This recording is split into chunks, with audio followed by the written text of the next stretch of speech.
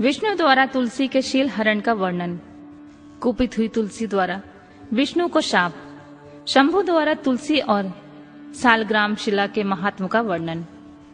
फिर व्यास जी के पूछने पर सनत कुमार जी ने कहा, महर्षि, रणभूमि में आकाशवाणी को सुनकर जब देवेश्वर शंभु ने श्री हरि को प्रेरित किया, तब वे तुरंत ही अपनी माया से ब्राह्मण का वेश धारण करके शंखचूड़ के पास जा पहुंचे और उन्होंने उससे परमोत्कृष्ट कवच मांग लिया। फिर शंखचूड़ का रूप बनाकर वे तुलसी के घर की ओर चले।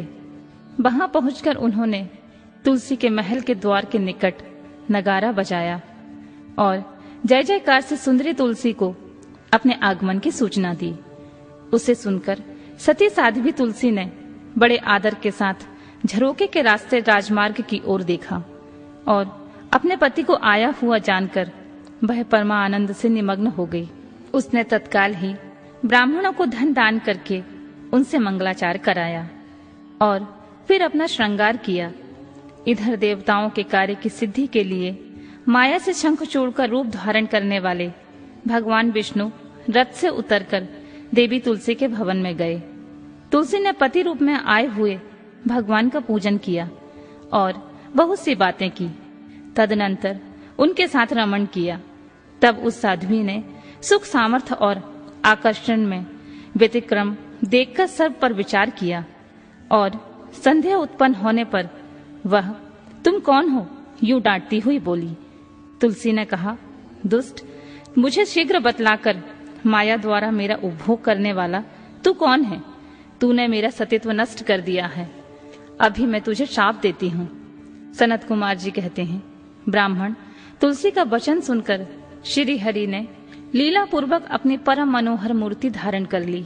तब उस रूप को देखकर तुलसी ने लक्षणों से पहचान लिया कि साक्षात विष्णु हैं, परंतु उसका पतिव्रत नष्ट हो चुका है।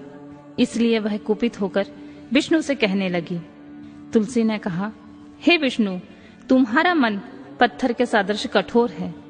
तुम में दया का लेश मात्र भी नहीं है। मेरे पति धर्म के भंग हो जाने से ही निश्चय ही मेरे स्वामी मारे गए हैं। चूंकि तुम पाषाण सदृश कठोर, दया रहित और दुष्ट हो, इसलिए अब तुम मेरे शाप से पाषाण स्वरूप ही हो जाओ।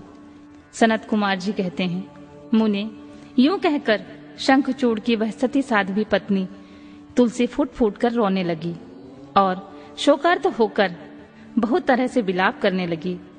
इतने में ही वहां भक्त वत्सल भगवान शंकर प्रकट हो गए और उन्होंने समझाकर कहा, देवी, अब तुम दुख को दूर करने वाली मेरी बात सुनो और श्री हरि भी स्वस्थ मन से उसे श्रवण करो, क्योंकि तुम दोनों के लिए जो सुखकारक होगा वही मैं कहूंगा।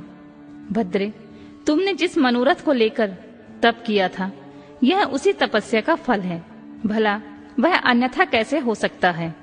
इसलिए तुम्हें उसके अनुरूप ही फल प्राप्त हुआ है। अब तुम इस शरीर को त्याग कर दिव्य देह धारण कर लो और लक्ष्मी के समान होकर नित्य श्री हरि के साथ वैकुंठ में विहार करती रहो। तुम्हारा यह शरीर जिसे तुम छोड़ दोगी, नदी के रूप में परिवर्तित हो जाएगा। यह नदी भारतवर्ष में पुण्य रूपा गड़की के नाम से प्रसिद्ध होगी।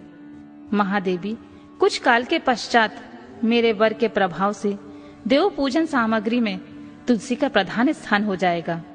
सुंदरी, तुम स्वर्ग लोक में, मृत्यु लोक में तथा पाताल में सदा श्री हरि के निकट ही निवास करोगी और पुष्पों में श्रेष्ठ तुलसी का वृक्ष हो जाओगी। तुम वैकुंठ में दिव्य रूप धारणी देवी बनकर सदा एकांत में श्री हरि के साथ क्रीड़ा करोगी। उधर भारतवर्ष में जो नदियों की अधिष्ठात्री देवी होंगी, वह परम पुण्य प्रदान करने वाली होंगी और श्री हरि के अंशभूत लवण सागर की पत्नी बनेगी तथा श्री हरि भी तुम्हारे शाप बस पत्थर का रूप धारण करके भारत की गड़की नदी के जल के निकट निवास करेंगे। वहां तीखी दाढ़ों वाले करोड़ों भयंकर कीड़े उस पत्थर को काटकर उसके मध्य का चक्र का आकार बनाएंगे। उसके भेद से वह अत्यंत पुण्य प्रदान करने वाली शालग्राम शिला कहलाएगी और चक्र के भेद से उसका लक्ष्मी नारायण आदि भी नाम होगा। विष्णु की शालग्राम शिला और वृक्ष स्वरूपिणी तुलसी का सदागम सदा अनुकूल तथा बहुत प्रकार के पुण्यों की वृद्धि करने वाला होगा। भद्रे, जो शालग्राम शिला के ऊपर से तुलसी पत्र को दूर करेगा, उसे जन्मांतर में स्त्री वियोग की प्राप्ति होगी, तथा जो शंख को दूर करके तुलसी पत्र को हटाएगा, वह भी भार्याहीन होगा और 7 जन्मों तक रोगी बना रहेगा।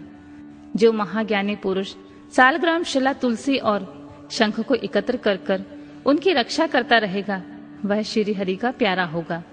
सनत कुमार जी कहते हैं, व्यास जी, इस प्रकार कहकर शंकर जी ने उस समय शालग्राम शिला और तुलसी के परम पुण्यदायक महात्म का वर्णन किया। तत्पश्चात वे श्री हरि को तथा तुलसी को आनंदित करके अंतर्ध्यान हो गए।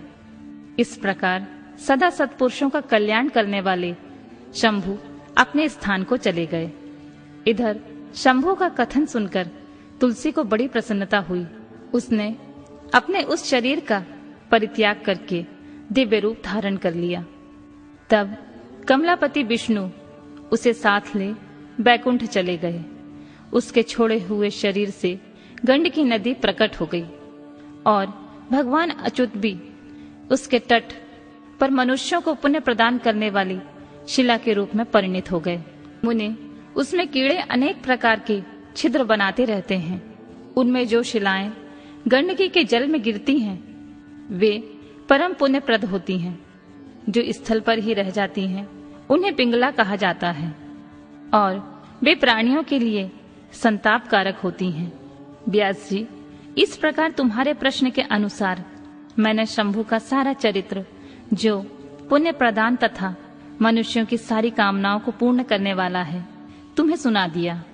यह पुण्य आख्यान, जो विष्णु के महात्म से संयुक्त तथा भोग और मोक्ष का प्रदाता है, तुमसे वर्णन कर दिया। अब और क्या सुनना चाहते हो?